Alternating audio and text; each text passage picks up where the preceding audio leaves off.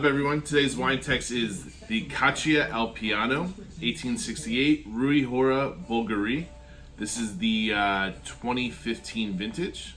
And so the first thing I wanted to spend time on and clearing up with everyone is we keep hearing this term Super Tuscan. I know we've done a couple wines already for wine text, but overall in the wine industry, there's a term called Super Tuscan, which are wines from Tuscany, but don't follow the classic laws of the DOC or the DOCG. What does that mean? It means to be Chianti, you have to be made a certain way with a specific grape. To be Brunello, you have to be made with Sangiovese, a certain amount of time in oak. And by doing these things and then getting them verified by the DOCG, they get a little strap that goes around the neck of the bottle that verifies and says that this is officially a DOCG wine. What a Super Tuscan is that it's from producers that don't want to follow the laws and don't want to follow all the details that go into making a Tuscan wine and DOCG certified, but believe that they can make exceptional wines, but also separate themselves from the normal Rossos and the table wines that are made in Tuscany. So this is a specific Super Tuscan. If you look at the DOC, which is the name of the town, it's called Bolgheri, which is where some of the best ones are made. You know, you have your Ornellaias, your Sassicaias. Some of the biggest names are made in Bolgheri, along with this wine as well.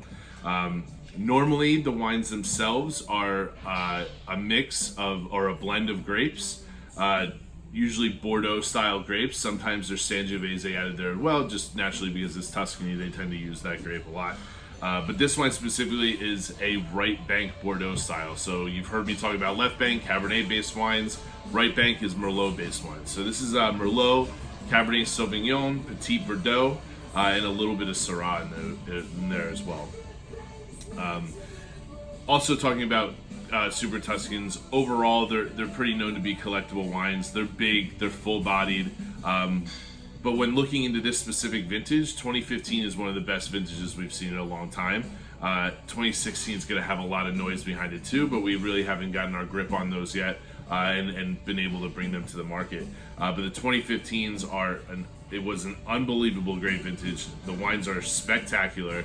And something that was pointed out specifically about this vineyard, which is really important to the quality, is that during their time of growing, during the days it was very dry and very hot, but at night it got very, very cool, more cooler than usual. What that does is the grapes get very, very ripe, and you get a lot of that fruit and a lot of that intensity. But at night when it cools down, it brings up the acidity within the grapes and the acidity of the wine, which makes this why it's a long-term wine.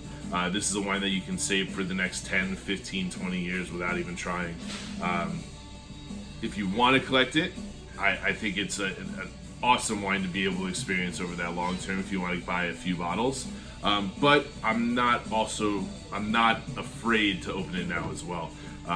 This is something you can drink with steaks, big full-bodied meats, anything charred, anything with a lot of intense flavor will go really well with this wine.